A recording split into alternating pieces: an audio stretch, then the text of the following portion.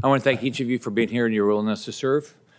I've had the opportunity to travel and meet with a lot of our allies. And NATO allies, Baltics, allies in the Pacific are answering President's call to step up their share of defense spending, exceeding the 2% GDP target. I think they trust the President's word and they want to continue to buy American-made defense products. I think that's the good news. It's good news for our economy. It's good news that they're willing to pay up for their defense. However, as I met with allies, almost to a T, they're all frustrated. They're blindsided when they find out how difficult it is. They can't get a approval to buy American defense products. So they want to buy them, and our manufacturers want to sell them, and they're having a difficult time getting it done. So one thing, it seems to me that somebody's dropping the ball. That there's a process that's not working, and we've got to figure out how to get this fixed. Next, we have instances where our allies are being blindsided; they're being surprised about a message. So, Mr. Dahmer, you said that there's been 3 briefings with regard to what happened with the drawdown for Romania. Can you tell me who did them, with the dates, and because I wasn't invited. Senator, my understanding that the Office of Legislative Affairs engaged the committee on at least 3 occasions prior to the announcement being made public, and I further understand that there was a classified briefing yesterday. I'd have to get back to you at who the specific individuals were on those briefings notifications. Okay. Can you? Let me just stop right here. That was not done to our knowledge. I just checked with staff from the majority and the minority, and the information I have is that that was not communicated. Where did you get that information, Mr. Dahmer?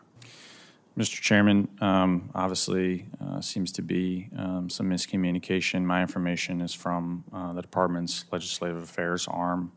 Happy to follow up with you and your staff and connect the right individuals so we can get the specific information about which notifications were made on which specific dates to which individuals. Okay, I appreciate that. Are we confusing notifications with a briefing? A brief notification is one thing, but a briefing where information is imparted and questions can be asked is quite something. Check on that. Will you do that and get back to us on the record? Absolutely, Mr. Okay, Chairman. I do appreciate that. And Senator Scott, we stop the clock and we resume it again for your questioning. Thank you for letting me intervene. Thank you, Chairman. Yeah, I think all of us would like to have more information on how the decision was made, how the decision was. Did we tell Romania? Do you have any background? What did we say to them, and what was the rationale? Yes, Senator. My understanding is that Romania was notified before the order was made public. Do you know how long before? I don't know, Senator, but I would happily follow up with you on the record for that. Okay.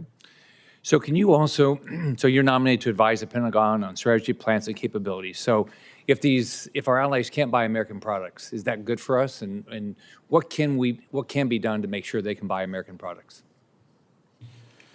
Senator, thank you for this question.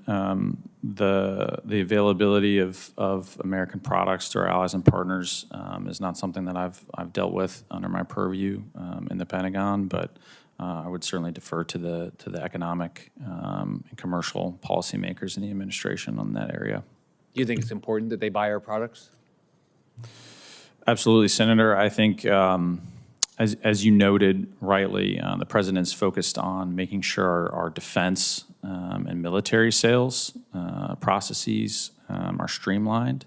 As the President repeatedly highlights, the American defense industry makes the best world-class capabilities and weapons, and so I think it's absolutely central to, as far as the Department of War is concerned, in terms of ensuring that our allies and partners are able to purchase American arms and that our defense industry is revitalized to the point where we're able to supply both the U.S. Joint Force as well as our allies and partners, and done so in a timely and efficient manner.